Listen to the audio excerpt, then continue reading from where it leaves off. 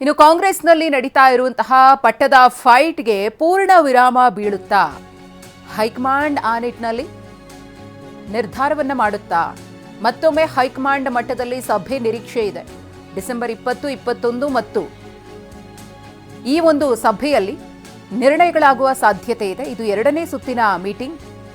ಸೋನಿಯಾ ಗಾಂಧಿಯವರ ನೇತೃತ್ವದಲ್ಲಿ ಮೀಟಿಂಗ್ ನಡೆಯುವ ಸಾಧ್ಯತೆ. ಸಭೆಗೆ ಸಿಎಂ ಮತ್ತು ಡಿಸಿಎಂ ಅವರಿಗೂ ಕೂಡ ಬುಲಾವಣೆ ಕೊಡಬಹುದು ಅಂತ ಹೇಳಲಾಗ್ತಾ ಇದೆ. ಡಿಸೆಂಬರ್ 19ರ ಬಳಿಕ ಸಿಎಂ ಮತ್ತು ಡಿಸಿಎಂಗೆ ಬುಲಾವ್ ಸಾಧ್ಯತೆ.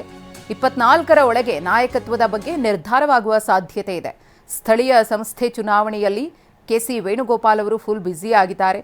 ಹಾಗಾಗಿ ಎರಡನೇ ಸುತ್ತಿನ ಸಭೆಗೆ ಡೇಟನ್ನು ನಿಗದಿಪಡಿಸಿ ಬರೀ ಹೈಕಮಾಂಡ್ ಮಟ್ಟದ ನಾಯಕರು ಮಾತ್ರ ಚರ್ಚೆಯನ್ನು ಮಾಡೋದಲ್ಲ. ಈ ಬಾರಿ ಸಿಎಂ ಸಿದ್ದರಾಮಯ್ಯ ಮತ್ತು ಡಿಸಿಎಂ ಡಿಕೆ ಶಿವಕುಮಾರ್ ಇಬ್ಬರನ್ನೂ ಕೂಡ ದೆಹಲಿಗೆ ಕರೆಸಿಕೊಂಡು ಅವರನ್ನು ಮುಂದೆ ಕೂರಿಸಿ ಚರ್ಚೆಯನ್ನ ಮಾಡಿ ನಾಯಕತ್ವ ಬದಲಾವಣೆಗೆ ಸಂಬಂಧಪಟ್ಟಿರುವಂತಹ ಎದ್ದಿರುವ ಗೊಂದಲಗಳಿಗೆ ತೆರೆ ಎಳೆಯುವ ಸಾಧ್ಯತೆ ಇದೆ.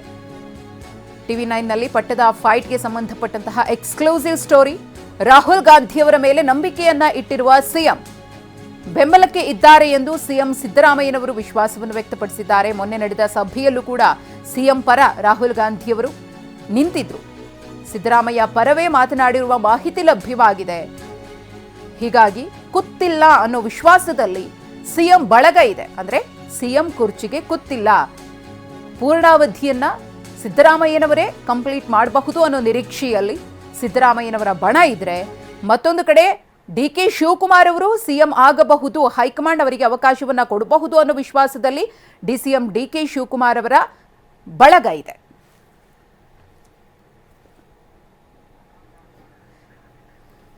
ಈ ಕುರಿತು ಮತ್ತಷ್ಟು ಮಾಹಿತಿಯನ್ನು ಕೊಡೋದಕ್ಕೆ ನಮ್ಮ ಪ್ರತಿನಿಧಿ ಪ್ರಸನ್ನ ಇದೀಗ ನೇರ ಸಂಪರ್ಕದಲ್ಲಿದ್ದಾರೆ. ಪ್ರಸನ್ನ, ಪಟ್ಟದ ಫೈಟ್ಗೆ ಸಂಪೂರ್ಣವಾಗಿ ಪೂರ್ಣ ವಿರಾಮ ಬೀಳುತ್ತಾ? ಎರಡನೇ ಸುತ್ತಿನ ಮಾತುಕತೆ ಸಕ್ಸಸ್ ಆಗುತ್ತಾ?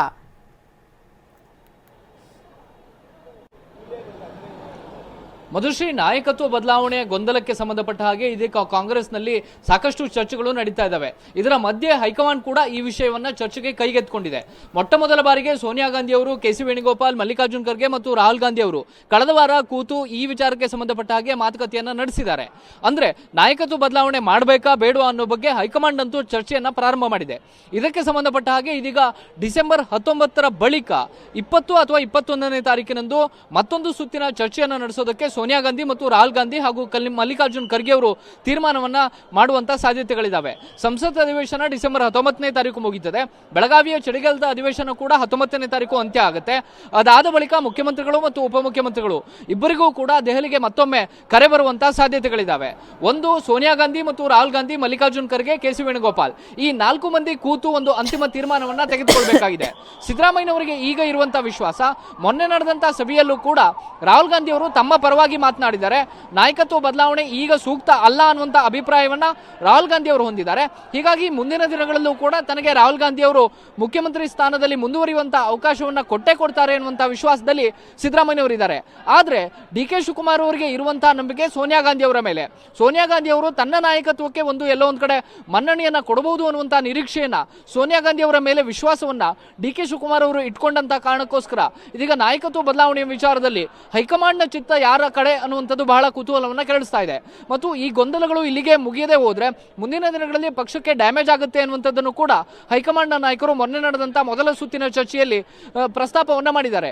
ಇದೇ ಕಾರಣಕ್ಕೋಸ್ಕರ ಬಹುತೇಕ ಡಿಸೆಂಬರ್ 20 ಅಥವಾ 21ನೇ ತಾರೀಕಿನಂದು ಎಲ್ಲದಕ್ಕೂ ಕೂಡ ಒಂದು ಫುಲ್ ಸ್ಟಾಪ್ ಬೀಳಬಹುದು ಅನ್ನುವಂತ ನಿರೀಕ್ಷೆಯನ್ನು ಇಟ್ಕೊಳ್ಳಲಾಗಿದೆ.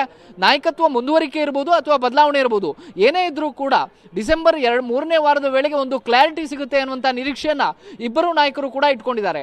ಇದೇ ಕಾರಣಕ್ಕೋಸ್ಕರ ಸಿಎಂ ಮತ್ತು ಡಿಸಿಎಂ ಇಬ್ರು ಕೂಡ 20 ಅಥವಾ 21ನೇ ತಾರೀಕು ದೆಹಲಿಯಿಂದ ತಮಗೆ ಕರೆ ಬರಬಹುದು ಅನ್ನುವಂತ ನಿರೀಕ್ಷೆಯನ್ನು ಇಟ್ಕೊಂಡಿದ್ದಾರೆ. ಅವತ್ತೇನೆ ಸೋನಿಯಾ ಗಾಂಧಿ ಮತ್ತು ರಾಹುಲ್ ಗಾಂಧಿ ಅವರ ನೇತೃತ್ವದಲ್ಲಿ ಎಲ್ಲ ಗೊಂದಲಗಳಿಗೂ ಕೂಡ ತೆರೆ ಬೀಳಬಹುದು ಅನ್ನುವಂತ ಲೆಕ್ಕಾಚಾರಗಳನ್ನ ಹಾಕೊಳ್ಳಲಾಗ್ತಾ ಇದೆ. ಮಧುಶ್ರೀ, ಧನ್ಯವಾದ ಪ್ರಸನ್ನ ತಮ್ಮ ಮಾಹಿತಿಗಾಗಿ. ಗಮನಿಸ್ತಾ ಇದ್ದೀರಿ, ಅಧಿವೇಶನಕ್ಕೆ ಸಿಎಂ ಸಿದ್ದರಾಮಯ್ಯನವರು ಆಗಮಿಸಿದ್ದಾರೆ. ಸುವರ್ಣಸೌಧಕ್ಕೆ ಸಿಎಂ ಸಿದ್ದರಾಮಯ್ಯನವರ ಆಗಮನ ಆಗಿದೆ. ಇನ್ನೇನು ಕೆಲವೇ ಹೊತ್ತಿನಲ್ಲಿ ಆರಂಭ ಆಗುತ್ತೆ ಅಧಿವೇಶನ, ಚಳಿಗಾಲದ ಅಧಿವೇಶನ.